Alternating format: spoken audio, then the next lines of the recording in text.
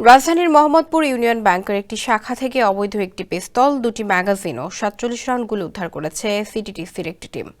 সোমবার বেলা ১১টার দিকে মোহাম্মদপুর থানার তাজমহল রোডের HI ট্রেড সেন্টারের দ্বিতীয় তলায় ইউনিয়ন ব্যাংকের অফিস কক্ষের লকার থেকে এসব অস্ত্রগুলি উদ্ধার করা হয়। ডিএমপির মিডিয়া অ্যান্ড পাবলিক রিলেশনস বিভাগের উপকমিশনার মোহাম্মদ তালেবুর রহমান বিষয়টি নিশ্চিত করেছেন। তিনি জানান, উদ্ধার করা অস্ত্রগুলি রাঙামাটি চন্দ্রঘোনার কর্ণফুলী পেপার মিলসের ব্যবস্থাপনা পরিচালক মৃত জহিরুল হকের নামে লাইসেন্স করা ছিল। তিনি ২০২৩ সালের জুলাই মাসে মৃত্যুবরণ করেন। অস্ত্রগুলিগুলোর লাইসেন্সের মেয়াদ গত ৩১ ডিসেম্বর উত্তীর্ণ হয়ে গেছে। ইডেন বে কক্সবাজার সমুদ্র সৈকতের উপর নিজেদের একটি ঠিকানা। মাত্র ৫ লাখ টাকায় আপনিও হয়ে যেতে পারেন এই হোটেলের মালিক।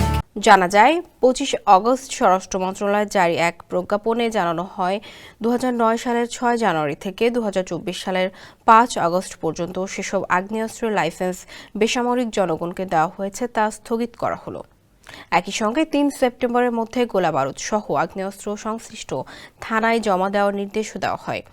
সেই নির্দেশনা অনুযায়ী ৩ সেপ্টেম্বরের মধ্যে নির্ধারিত স্থানে আগ্নেয়াস্ত্র জমা না দিলে তা অবৈধ অস্ত্র হিসেবে গণ্য করা হবে। এ নিয়ে উপকমিশনার আরও জানান, এ ঘটনায় পরবর্তী আইনানুগ ব্যবস্থা প্রক্রিয়াধীন রয়েছে।